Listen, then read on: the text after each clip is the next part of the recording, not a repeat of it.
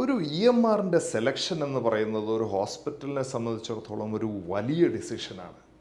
ഇത്രയും വലിയൊരു ഡിസിഷൻ അവർ എടുക്കുമ്പോൾ അവർ പ്രതീക്ഷിക്കുന്നത് ഈ ഇ എം ആറിൻ്റെ കാലക്രമേണയുള്ള കസ്റ്റമൈസേഷനൊക്കെ കൊണ്ട് ആ, അത് അവർക്ക് പരിപൂർണമായിട്ട് യോജിക്കുന്ന തരത്തിലുള്ള ഒരു സോഫ്റ്റ്വെയർ ആയിട്ട് മാറും എന്നുള്ളതാണ്.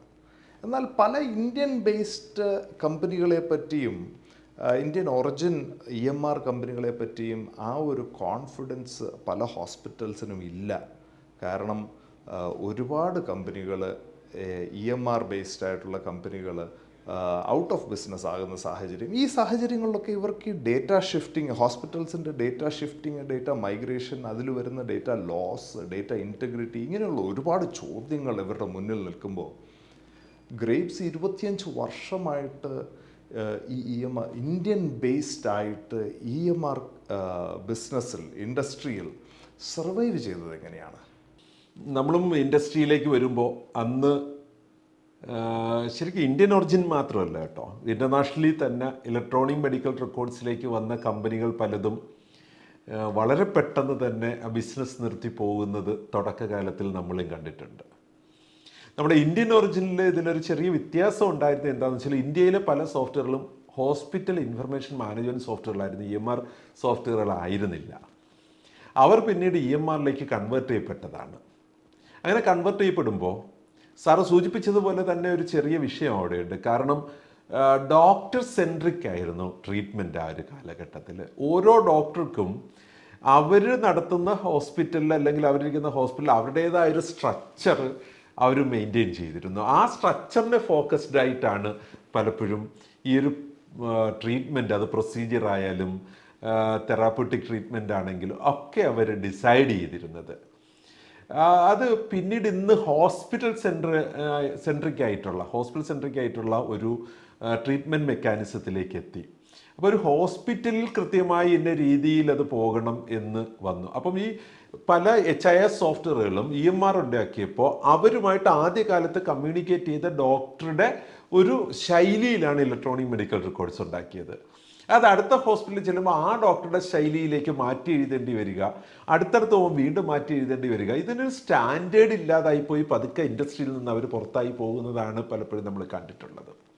ഇവിടെയാണ് ഗ്രേപ്സ് ഒരു HIMS കമ്പനിയായിട്ടല്ല വന്നത്, ഇലക്ട്രോണിക് മെഡിക്കൽ റെക്കോർഡ്സിൻ്റെ കമ്പനിയായിട്ടാണ് വന്നത്. ആദ്യം ക്ലയൻസിനെ കണ്ടെത്തുകയല്ല ചെയ്തത്. ആദ്യം ഹോസ്പിറ്റലുകളിൽ ഈ ഫയൽ സിസ്റ്റത്തിലുണ്ടാകുന്ന പ്രോബ്ലം കാരണം ഉണ്ടാകുന്ന ഡെത്ത് എങ്ങനെ കുറയ്ക്കാം, അതുകൊണ്ടുണ്ടാകുന്ന ചികിത്സാ പിഴവുകൾ എങ്ങനെ കുറയ്ക്കാം, അതിനൊരു മെഡിക്കൽ റെക്കോർഡ്സിൻ്റെ ആക്യുറസി എങ്ങനെ കീപ്പ് ചെയ്യാം എന്നതിനെ കുറിച്ച് സ്റ്റഡി നടത്തുകയും നല്ലൊരു ഇലക്ട്രോണിക് മെഡിക്കൽ റെക്കോർഡ്സിൻ്റെ ഒരു എക്കോ സിസ്റ്റം ഉണ്ടാക്കുകയാണ് ചെയ്തത്. എന്നിട്ട് ആ എക്കോ സിസ്റ്റമായിട്ടാണ് നമ്മൾ ഇൻഡസ്ട്രിയിൽ വന്നത്. ഒരുപാട് സ്ട്രഗിൾ ചെയ്തു ഇതൊന്ന് അഡോപ്റ്റ് ചെയ്തെടുക്കാനായിട്ട്. അതുകൊണ്ട് തന്നെ സാധാരണ അത്ര ഈസി ആയിട്ടുള്ളൊരു പാത്തിൽ കൂടെ അല്ല ഗ്രേപ്സ് കടന്നു വന്നത്. നമ്മളുണ്ടാക്കിയ ഈ ഒരു എൻവയോൺമെൻറ്റ് ഡോക്ടേഴ്സിനെയും നേഴ്സസിനെയും പഠിപ്പിക്കേണ്ടി വന്നു. ഡിജിറ്റലൈസേഷനും ഡേറ്റ ഹാൻഡ് ഷേക്കിങ്ങിനും ഡേറ്റ എക്സ്ചേഞ്ച് ഫ്യൂച്ചറിൽ വലിയൊരു സബ്ജക്റ്റ് ആകുമെന്ന് അന്നേ നമ്മൾ വിചാരിച്ചിരുന്നു. കാരണം അന്നത്തെ ഒരു സൊല്യൂഷൻസ് കൊടുക്കുക അല്ല, ഫ്യൂച്ചറിന് വേണ്ടിയിട്ടാണ് ഗ്രേപ്സ് ഡിസൈൻ ചെയ്യപ്പെട്ടത്. നമ്മൾ അന്ന് ഇലക്ട്രോണിക് മെഡിക്കൽ റെക്കോർഡ്സിൽ ഡിസൈൻ ചെയ്ത പല കാര്യങ്ങളും ഇന്ന് NABH വന്നു കഴിയുമ്പോൾ ഹോസ്പിറ്റൽസ് അത്തരത്തിൽ പോകണമെന്ന് പറഞ്ഞ് സോഫ്റ്റ്വെയറുകാർ ബിൽഡ് ചെയ്ത് ഹോസ്പിറ്റലിന് കൊടുക്കുന്ന ഒരു സംഗതിയാണ് 2 പതിറ്റാണ്ടിന് മുമ്പ് തന്നെ ഗ്രേപ്സ് ഇൻട്രൊഡ്യൂസ് ചെയ്ത് ഇൻഡസ്ട്രിയിലേക്ക് വന്നത്. ഇന്ന് നമ്മൾ NABH ക്വാളിറ്റി ഇൻഡിക്കേറ്റേഴ്സായിട്ട് പറയുന്ന പല സ്റ്റാൻഡേർഡുകളും വർഷങ്ങൾക്ക് മുമ്പ് ഇലക്ട്രോണിക് മെഡിക്കൽ റെക്കോർഡ്സിൽ ഗ്രേപ്സ് ക്രിയേറ്റ് ചെയ്തിരുന്നു. അതുകൊണ്ടാണ് തുടക്കം ഒരുപാട് സ്ട്രഗിൾ ചെയ്തെങ്കിലും ഇന്ന് ഏറ്റവും കൂടുതൽ അക്സെപ്റ്റ് ചെയ്യപ്പെടുന്ന ഇലക്ട്രോണിക് മെഡിക്കൽ റെക്കോർഡ്സ് ആയിട്ട് ഇത്രയധികം ഹോസ്പിറ്റലിൽ ഇന്ത്യയിലെ എല്ലാ സ്റ്റേറ്റിലും നമ്മൾ ഉപയോഗിക്കപ്പെടുന്ന ഒരു സോഫ്റ്റ്വെയർ ആയിട്ട് മാറിയത്.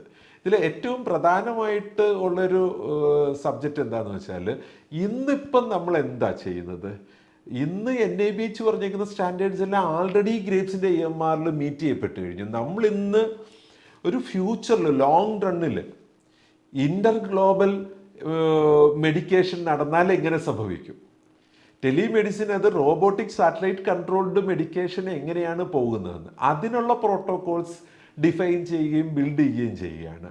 അപ്പം വരാൻ പോകുന്ന കാലങ്ങളിൽ ഒരു ചികിത്സാ സംവിധാനം എങ്ങനെയായിരിക്കും എന്ന് കരുതി മുൻപേ ഓടുക. നമ്മളുണ്ടാക്കിയ പല സ്ട്രക്ചറുകളും ഇന്ന് ഒരുപാട് സോഫ്റ്റ്വെയറുകൾ കണ്ടിന്യൂ ചെയ്യുന്നുണ്ട്. ഈവൻ ഇന്ന് നമ്മൾ NABHൻ്റെ കാര്യം പറയുകയാണെങ്കിൽ തന്നെ NABH HISനെയും EMRനെയും ഫോക്കസ് ചെയ്തിട്ടാണ് സ്റ്റാൻഡേർഡുകൾ ഡിസൈൻ ചെയ്തത്. നമ്മൾ വർഷങ്ങളായി ഇൻ്റഗ്രേറ്റഡ് ഡിജിറ്റൽ മെഡിക്കൽ റെക്കോർഡ്സ് കൺസെപ്റ്റിലാണ് സോഫ്റ്റ്വെയർ ബിൽഡ് ചെയ്ത് പോകുന്നത്. അതുകൊണ്ട് തന്നെ നമ്മൾ ഒരു സ്റ്റെപ്പ് മുമ്പിലല്ല, വളരെ അധികം മുന്നേ ഓടിക്കൊണ്ടേയിരിക്കുകയാണ് നമ്മൾ. അത് ഈ പല കമ്പനികളും വന്ന് പ്രത്യക്ഷപ്പെട്ട് പലപ്പോഴും വളരെ മുമ്പേ ഓടിക്കേറി പോകുന്ന കാണാം.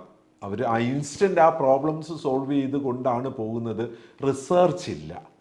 ഗ്രേപ്സിൻ്റെ 70% എംപ്ലോയീസും വർക്ക് ചെയ്യുന്നത് റിസർച്ച് ആൻഡ് ഡെവലപ്മെൻറ്റിലാണ്.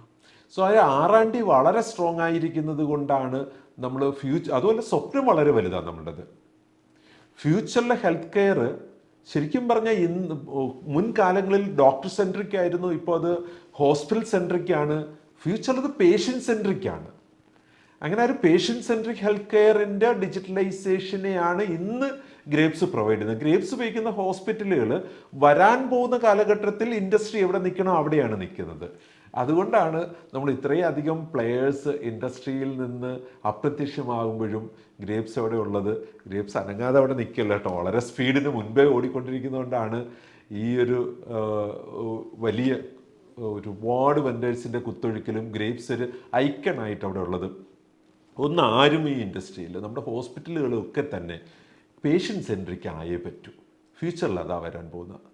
സോ ആ പേഷ്യൻ്റ് സെൻട്രിക് ആയിട്ടുള്ള തോട്ട് പ്രോസസ്സിൽ വരുന്ന ഏതൊരു ഇലക്ട്രോണിക് മെഡിക്കൽ റെക്കോർഡ്സ് കമ്പനിക്കും അവർ ഡിസൈൻ ചെയ്യുന്ന EMRകൾ ഇൻഡസ്ട്രിക്ക് ഉപകാരപ്പെടും, പേഷ്യൻസിന് ഉപകാരപ്പെടും. അൾട്ടിമേറ്റ്ലി ഒറ്റ കാര്യമുള്ളൂ, നമ്മുടെ രോഗികൾക്ക് നല്ല ചികിത്സ കൃത്യമായ സമയത്ത് അവരുടെ പോക്കറ്റിനുതകുന്ന വിധത്തിൽ അവൈലബിൾ ആക്കണം. അതിനുള്ള സൊല്യൂഷൻസ് ഇന്ന് അതിവിദൂരമല്ലാതെ തന്നെ കംപ്ലീറ്റ് ഡിജിറ്റലൈസേഷനിൽ പോസിബിളാണ്. ഇന്നത്തെ പല ഇൻവെസ്റ്റിഗേഷൻ സ്ട്രക്ചറും മാറിപ്പോവും. ചില മീറ്റിങ്ങിൽ നമ്മൾ പറഞ്ഞിട്ടുള്ളത് പോലെ തന്നെയാണ് ഇന്നത്തെ CT MRI പോലെയുള്ള വളരെ കോസ്റ്റ്ലി ആയുള്ള ഇൻവെസ്റ്റിഗേഷൻസൊക്കെ മാറിപ്പോവും കംപ്ലീറ്റ് ഡിജിറ്റലൈസേഷൻ എത്തുമ്പോൾ.